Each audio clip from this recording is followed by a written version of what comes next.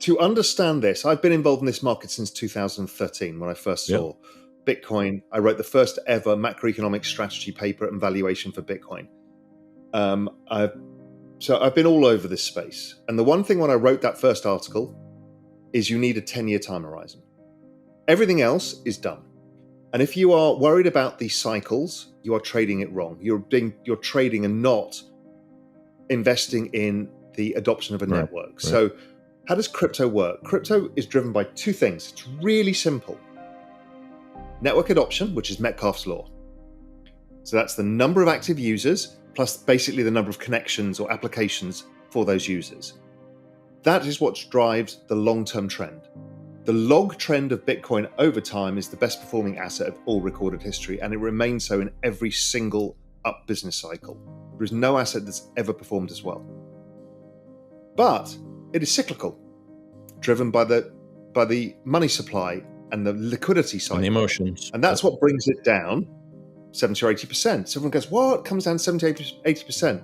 You've got to remember that if I'm just looking at the Bitcoin chart now, the low in 2015 was $200. Right. Then it went all the way up to $20,000. And then it corrected down to $2,800. All the lows are massively higher and the highs are massively higher. Yep. So if you just step back and say, oh, I bought crypto and it fell, hold it. Your time horizon cannot be 3 years. Your time horizon needs to be long enough for the network adoption model to work. And the best way of doing that is just using a log chart and looking at it within that. And it's a very smooth uptrend. Right. And then what you do is you learn to use the down cycle, the liquidity cycle, to add to your investment over time, much like you would have done with Amazon, or you would have done with Google, or you would have done with Microsoft. They're very similar models. Don't forget, Amazon back in 2001-2 fell 90%. Institutions are still interested in Bitcoin and cryptocurrencies despite the current crypto winter, according to Real Vision CEO and founder, Raoul. He lists 5 main reasons why institutional exposure to cryptocurrencies is significant. Firstly, they provide a new asset class that can diversify portfolios and potentially yield higher returns. Secondly, cryptocurrencies are built upon innovative blockchain technologies that have the potential to revolutionize various industries. Thirdly, they grant institutions access to untapped markets and customers, especially in regions with limited or inaccessible traditional banking services. Fourthly, they have the potential to enhance institutional operations by reducing transaction costs, increasing speed, and improving security. Lastly, as cryptocurrencies become more mainstream, customers increasingly demand that institutions offer cryptocurrency services, and by embracing them, institutions can meet this demand and attract new customers. Overall, exposure to Bitcoin and other cryptocurrencies can provide significant benefits to big institutions, including diversification, innovation, access to new markets, and improved efficiency. Raoul argues that institutions coming for crypto is an inevitability and discusses his latest thesis for Bitcoin and the broader crypto space in his latest interview. Please take a moment to like this video, subscribe to the channel, and don't forget to drop your comment and observations in the comment section below. Thanks and enjoy the video. I don't think Bitcoin will be a payment system except using the Lightning layer for moving dollars around. So it's fine for that. It's fine if you're PayPal and you're in the monetary system because you give people a different product to use. But nobody wants to be the Bitcoin pizza guy and buy, a couple of books on Amazon for Bitcoin and then realize because the Bitcoin goes up too much over time. Too volatile. So yeah. It's too volatile to do that with. So I know it seems fancy. There is a Bitcoin and ETH economy, and you can get a share of that economy, and that economy can do very well. So, we take payments in ETH or Bitcoin or whatever at Real Vision. That's fine. Some people want to do that because they've accumulated a lot of capital in those particular assets. But generally speaking, it's a bit of a red herring, I think, for that. Ethereum itself is becoming the payment system of the internet.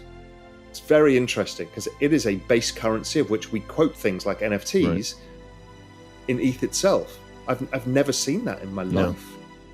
So my big thesis on crypto is I've started 2 companies. One is Exponential Age Asset Management. That's for investors to invest in digital asset hedge funds and other vehicles to get exposure to the space. So the financialization of the crypto markets, whether it's family offices, high net worth investors, pension funds, sovereign wealth funds, all of that.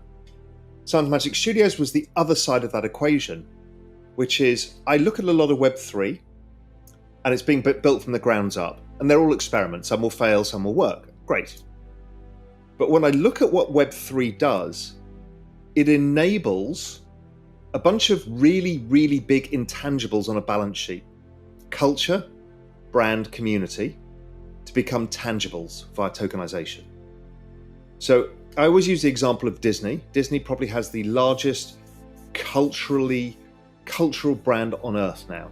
You know, it might have been Coca-Cola in the 60s, but it's not now. It's Disney. What is Disney's brand, community, and culture worth? $1 trillion? $2 trillion? It's worth a lot more than the company is. Now, it's not realizable, but when you tokenize it, it creates that. Science Magic Studios' mission is to tokenize culture, these large cultural communities. Music, right? Music's one of the biggest cultural phenomena of human activity. Sports, gigantic. Fashion, gigantic. And then on top of that, entertainment, whether it's film franchises, book, TV, all of these things have cultural currency that can be tokenized.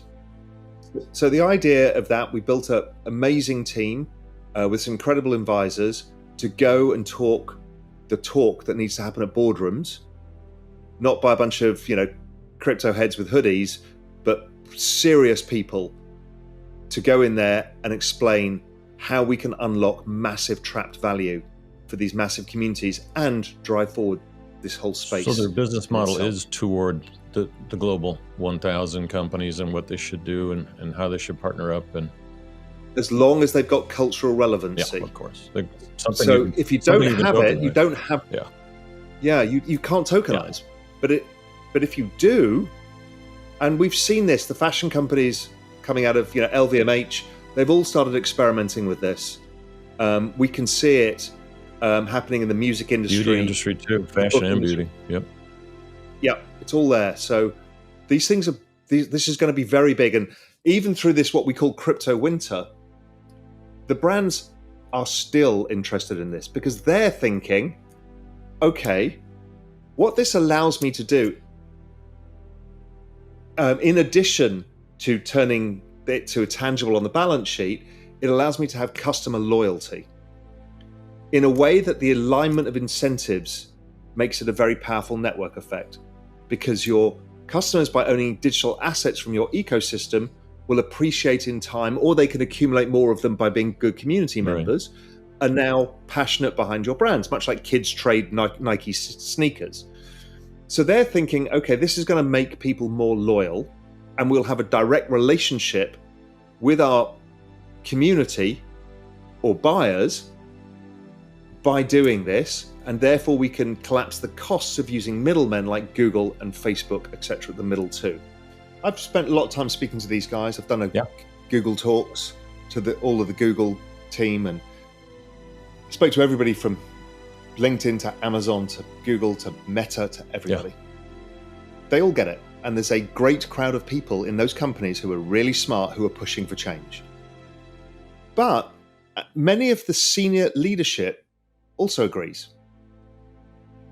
But they've got the problem of how to disrupt your business model without crashing the plane. Quarterly earnings calls, yes. But they do get it. And I think they will transition. Now, Meta have just taken a step back. But again, I know the people there. They're good people. The fight is not over. AI is going to impact every single industry that's based around knowledge. I cannot stress what a nuclear bomb this is for both productivity, deflationary forces, and the knowledge-based economy. It's going to create huge losers, like the shutting down of coal mines, car plants, and steel mills did. There's going to be a lot of people who are laid off in this cycle that will never get a job again. Yeah, there's two schools of thought about that, like displacing knowledge workers. There's a whole slew of people like, no, it'll never replace the front end coder. I'm like, really? Have you heard of low code, no code? We're getting a little geeky here. I'm sorry, but no. But I mean, you look at what's going on. 42% of all code in GitHub now is AI generated. Yep. So that's only going to go exponential and accelerate. So we've got an issue now that in the vertical level, AI, as you know, was better than humans at single tasks. Yep. But now it's becoming more generalized. So it's becoming better at humans at all tasks. So lovely story last night. I was having dinner with a friend of mine who's a radiologist, and he's actually the chairman of a hospital here in the Cayman Islands. And he had taken a new MRI for cardiology, kind of new state of the art. He's like trying to figure out this machine, figure out how to use diagnostics, what he's doing, and had a particular problem with a patient. So he's like, I've spent 4 hours yesterday trying to figure this out. It's a whole new skill set for me. And I said, kind of, how much is per dollar is your hour? He's like, I don't know. We worked out maybe it's $300 an hour. So he's like, he spent $1,200 on researching how to just give one outcome for one patient. I said, have you tried ChatGPT 4, of which it came out in 30 seconds, the whole thing? And it's like, oh my God, this is more information than I have learned, than I know, or I could even find. Right. And that was a fraction. If I price it out, it probably costs about 1 cent versus his $1,200. I mean, that is the level of deflationary. So what we're doing here is humans have imagination, and humans put it into action, whether it's businesses, art, anything. And in the middle of that is lawyers, accountants, and knowledge workers. We collapse that all down. So your imagination can be a text prompt or soon to be a voice prompt, and it will create video, audio, code, anything for anybody. So it's impossible to overstate the importance of AI. It is possible to overstate where we are in the cycle. We've just gone through this ridiculous acceleration phase, and we will probably end up with a bubble, which will probably unwind. But still, like crypto, the adoption of this thing is absolute and total, and it drives what we talked about before, the roaring 20s and a renaissance, because it's going to unlock enormous amounts of power from people, businesses, and who knows what else. Exactly. Well said. Yeah, most people misunderstand bubbles. It's usually just the spark, the igniter that starts the next wave. Of course, there's too many companies that get into it. That's called the entrepreneurial movement. That's what we need. But I'm more in the camp of what it can create. It can create companies and industries that we've never thought of. It's not just getting rid of accountants and lawyers, though that's always good cocktail party talk. Just a little tip. So just to take us out, just give us some, what should some of the big brands out there and startups be looking at in terms of, the next, as we head to the 2030s here in the next 5 or 6 years? Look, it's actually difficult to call. Yeah, that's why I asked. Because a lot of what is, because a lot of what is going to come is not been built yet, or if it is, we don't know about it. Now, what is clear is Microsoft, Google, and others will capture a lot of this wave. I mean, the stuff that is hidden in Google X is enormous, from robotics to biosciences to AI. Yep. So Microsoft have become ultra aggressive. For a non-aggressive company, they've become probably the most aggressive corporate on Finally. earth. And so there's a lot of value that they will unlock. The other thing is pretty obvious. If you're an investor, the one thing you need for all of this, every single part of the exponential age, is a silicon chip. So the semiconductor companies will do very well because they become the gatekeepers to computational power, which is needed. But in companies themselves, I just choose broad baskets of this stuff because we don't know. And so much of this is still early. We don't even know in the biotech space what's going to have the breakthroughs, but we know when you add AI to the human genome, we will solve cancer and all of these things very quickly. When does that come? I don't know, but is that going to be a Cambrian moment, just like we've seen with ChatGPT? Probably. Yes. It's going to literally change the world. For more Daily Dose Crypto news, check out these 2 awesome videos on your screen. Click now and we will see you on the next video.